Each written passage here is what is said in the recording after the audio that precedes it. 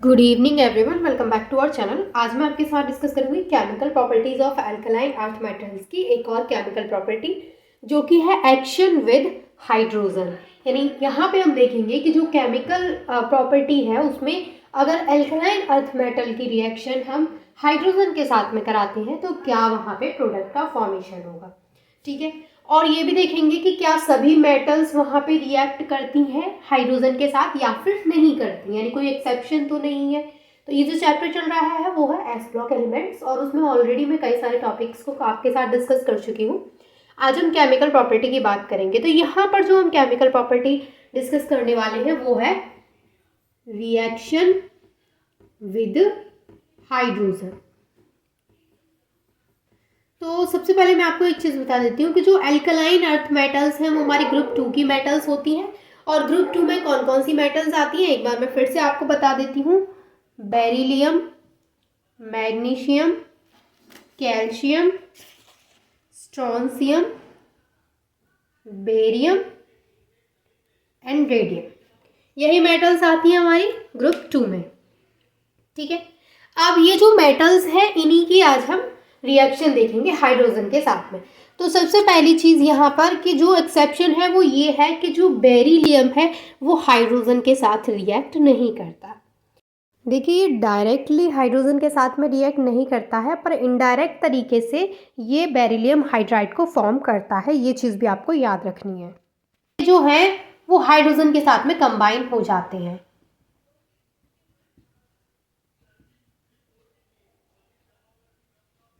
ठीक है, तो ये हो गया एक इम्पॉर्टेंट क्वेश्चन इस पे कि अगर एमसीक्यू बेस्ड रहा तो आपको क्वेश्चन इस तरीके से पूछा जा सकता है कि जो ग्रुप 2 के एलिमेंट्स हैं हमारे उनमें से ऐसा कौन सा मेटल है ग्रुप 2 में से या फिर अल्कलाइन अर्थ मेटल में से कौन सा मेटल है जो कि हाइड्रोजन के साथ में रिएक्ट नहीं करता है। तो वो हो गया हमारा बेरिलियम।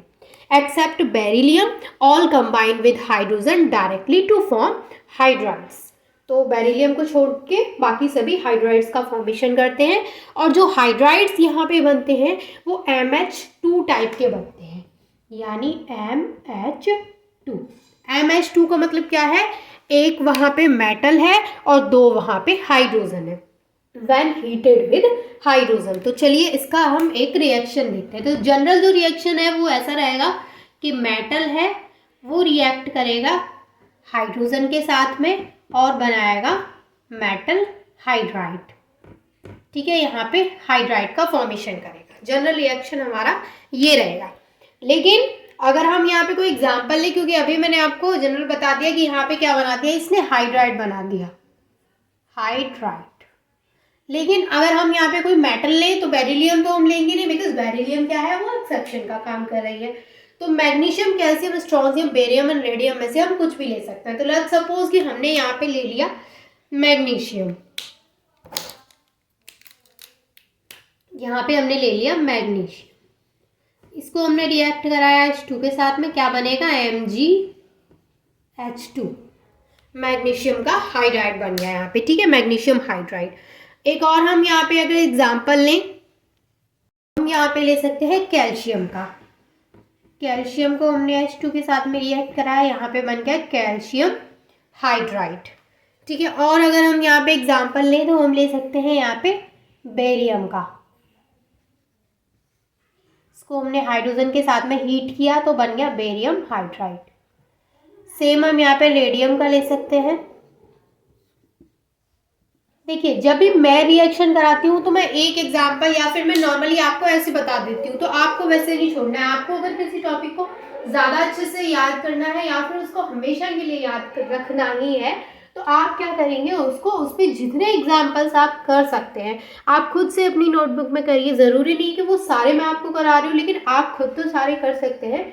अगर मैंने एक बता दिया तो आप बाकी के सारे कर सकते हैं, जितने भी आप कर सकते हैं, है ना। तो वो चीज़ें ज़्यादा बेटर तरीके से क्लियर होंगी जब इस तरीके से आप पढ़ाई करेंगे। तो यहाँ पे इस तरीके से हाइड्राइड्स का फॉर्मेशन हो जाता है। ठीक है, अब देखिए यहाँ पे ये जो हमें हाइड्राइड्स मिले हैं, अगर हम इनको वाटर के साथ में रिएक्ट कराते हैं तो हाइड्रोक्साइड का फॉर्मेशन हो जाता है एंड H2 वहाँ से लाइब्रेट होती है। फॉर एग्जाम्पल, अब ये जो मेरे पास यहाँ पे है कैल्शियम हाइड्रोक्साइड, अगर मैं कैल्शियम हाइड्रोक्साइड को वाटर के साथ में रिएक्ट कराती हूँ, यानी रिएक्शन विद वाटर। तो यहाँ पे हम 2 मॉलिक्यूल्स ऑफ वाटर लेंगे, देन हमें जो फॉर्मेशन होगा वो होगा कैल्शियम हाइड्रोक्साइड का, CaOH का होल ट्वाइस, एंड यहाँ से H2 गैस लाइब्रेट होगी।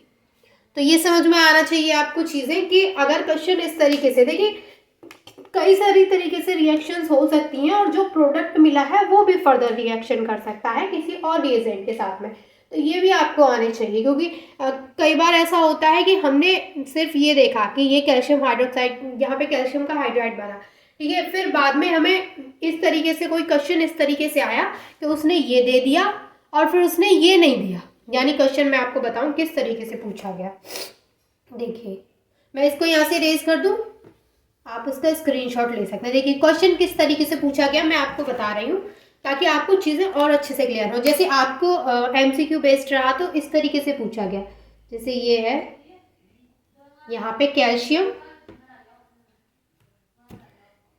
रिएक्ट कर रहा है हाइड्रोजन के साथ में, और यहाँ पे कुछ प्रोडक्ट बनाया उसने, ठीक है।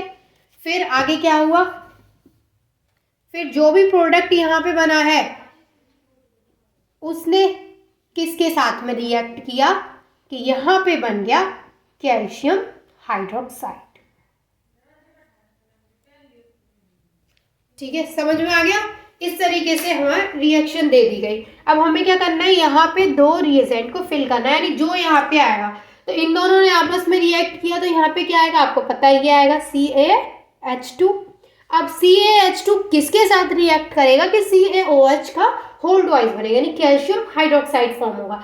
तो अगर आपने ये रिएक्शन पढ़ी, आपको पता है कि यहाँ पे जो हाइड्राइड बना है उस कैल्शियम हाइड्राइड को अगर हम वाटर के साथ में रिएक्ट कराते हैं तो यहाँ पे कैल्शियम हाइड्रोक्साइड का फॉर्मेशन होगा। तो आपके जो क्वेश्चंस होते हैं वो MCQ, जो कि आपको ऐसा लगता है कि पता नहीं कितना टफ और पता नहीं कहाँ से पूछ लिया, वो क्वेश्चन एक्चुअली वहीं से पूछा जाता है जो आपने पढ़ रखा होता है। वो कहीं अलग से नहीं आता है, वो थोड़ा सा घुमा के पूछ लेता है और थोड़ा सा इस तरीके से पूछ लेता है कि अगर आपने सिर्फ रिएक्शन विद हाइड्रोजन पढ़ा तो आपने सिर्फ यहाँ तक पढ़ा, आपने ये आगे का नहीं पढ़ा कि ये फर्दर रिएक्ट करके ये बना लेगा। तो कभी कभी इस वजह से भी कुछ क्वेश्चंस हमें टफ लगने लगते हैं। ठीक है, तो आई होप कि ये केमिकल प्रॉपर्टी आपको अच्छे से क्लियर हो गई होगी। कोई भी डाउट तो वो आप मुझसे कमेंट करके पूछ सकते हैं। And thank you so much for watching this video.